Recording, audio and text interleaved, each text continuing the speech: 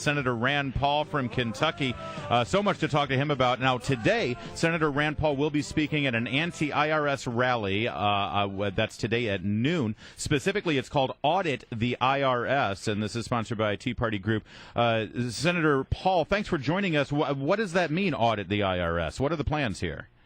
Well, I think we have to look from top to bottom. I'm worried about the whole culture of maybe the entire IRS union, because apparently this woman, Lois Lerner, she's been around for a decade or more over there, or maybe longer than that, but she was last popped up at the FEC harassing Republican candidates and telling them, if you get out of the race, we'll drop your charges. That basically this kind of attitude, I wonder how pervasive it is in the IRS. And isn't this a great opportunity for people who are interested in truly reforming the tax system, and I mean radically reforming the tax system? Isn't this a great opportunity to make some political inroads now that we see in very, very real terms how the IRS tax code can be used by political opponents as a weapon? It is an argument for a much simpler tax code, which much less IRS agents.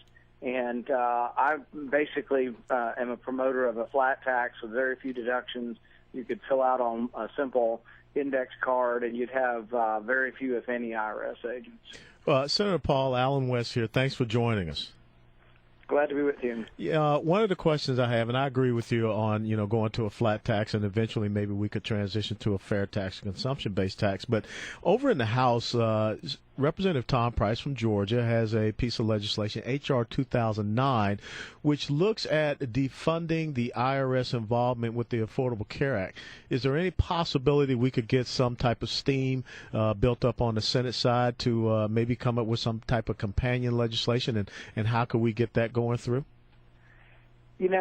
Probably not without an intervening election. The problem in the Senate is the Democrats, Harry Reid, keeps them really solid. They all stay together. And anything good that's been done in the House, as you know, over the last 2 years or the last 4 years, gets stopped in the Senate. The Democrats won't let anything good go through. The only thing we did in the last couple of years that was very targeted was getting rid of this remember when they wanted us to file a 1099 form every time we had a transaction over $600? Very targeted things like that got through. But I'm all for defunding the entire Obamacare, much less just the IRS agents. We just don't have the vote, so we need people to get out in 2014 and send us some reinforcements. But don't you think that maybe there's an opportunity that's bipartisan? I mean, this is something that the American people are very upset about. When you think about 16,000 new IRS agents, part of the Affordable Care Act, when you think about the fact that the woman who was once in charge of the exempt organization is now in charge of the IRS implementation, could that be a place where we could rally everyone together and take that to the American people and force Harry Reid's hand? I think if you were to talk to the average Republican or Democrat or independent on the street, they're all horrified by the IRS abuse. And it sounds very reasonable what you're saying. Yes, we should be able to come together and reform the IRS so rogue agents can't do this. Sounds eminently reasonable. The problem is that people up here are just completely partisan, and Harry Reid will not allow any reform of the IRS to go through. I'm not saying we don't try it, and if they pass it in the House and they get momentum going, I'm more than happy to try to introduce. We've introduced Obamacare repeal several times here also.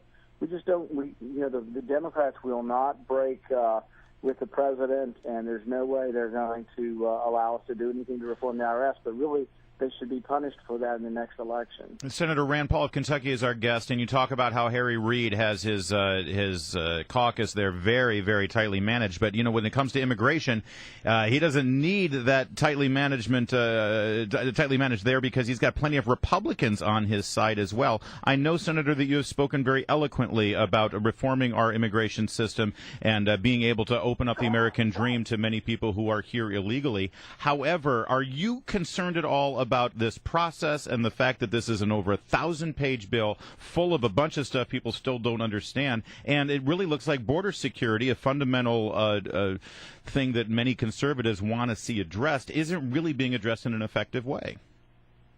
Conservatives, myself included, have always said we want border security first. And so we have an amendment that does exactly that. My amendment's called Trust but Verified. and it doesn't allow legalization or documentation of workers who are undocumented until we have border security, and Congress gets to vote on border security each year for 5 years.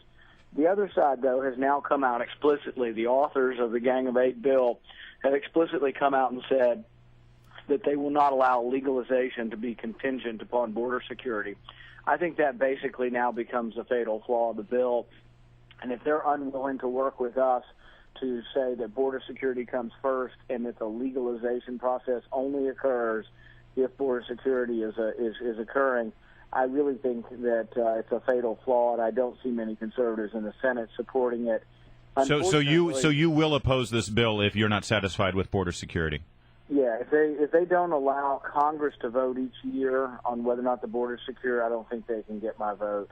They really have not tried at all to get my vote on this, even though I am for immigration reform because the system's broken. We have 10 million people here illegally, that we need to prevent that from happening in the next decade, which means we have to fix the system. But I don't think there's been a genuine effort on their part to try to, I mean, they've all stuck together to defeat every amendment. Several of the amendments that have come up so far, David Vitter had a good amendment, Chuck Grassley's had some good amendments, John Thune had good amendments. All of their amendments are actually small pieces of my overall Trust But Verify. So mine is a sweeping amendment that includes all of the reforms included so far or proposed so far. All of these have been defeated, and the Republicans on the Gang of Eight have voted against all of these amendments.